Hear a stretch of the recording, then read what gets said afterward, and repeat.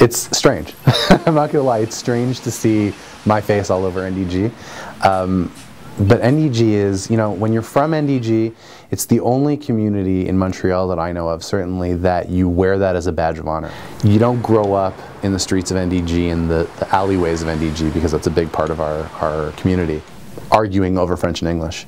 You speak franglais. Everyone does it. I grew up with these kids. I'll never forget these kids that we played street hockey almost every day in this one alleyway. We called ourselves the Tigres de Montréal.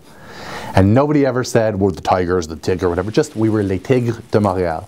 And we were a group of kids. There were probably about 6 or 7 French kids and 3 or 4 English kids. And we didn't care who said what. The big thing I remember is everybody used to call them penalties. Not penalties, penalties, because it was penalité or penalty. And we just called it penalties, because that's N.D.G. We just found a way to make it work together.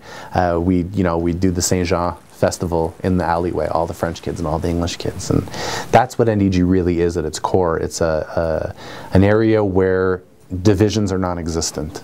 To be part of that community and to have my face on the sign trying to represent that community is something I'm extremely proud of. So is it weird to see my face on the sign? 100%.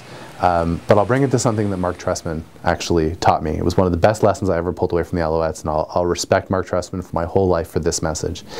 His first day, he brought everybody down to the football operations department. I was at Olympic Stadium. He brought us all down to the locker room. And when I tell you he meant this with every ounce of his soul, to this day I believe it. He said, every single one of you is part of our wins, our losses, our successes, and our failures. And I believe that every single person in an organization is part of that, and I try to be the same way with my staff. It's not just because the guy threw the ball to the other guy who caught the ball that we won that game. There's a lot that goes behind it. You have people making decisions who are out of touch with the people who are affected by those decisions. I'm somebody who's affected by those decisions. As somebody who's affected, I want to be part of the solutions to make people like me have better lives.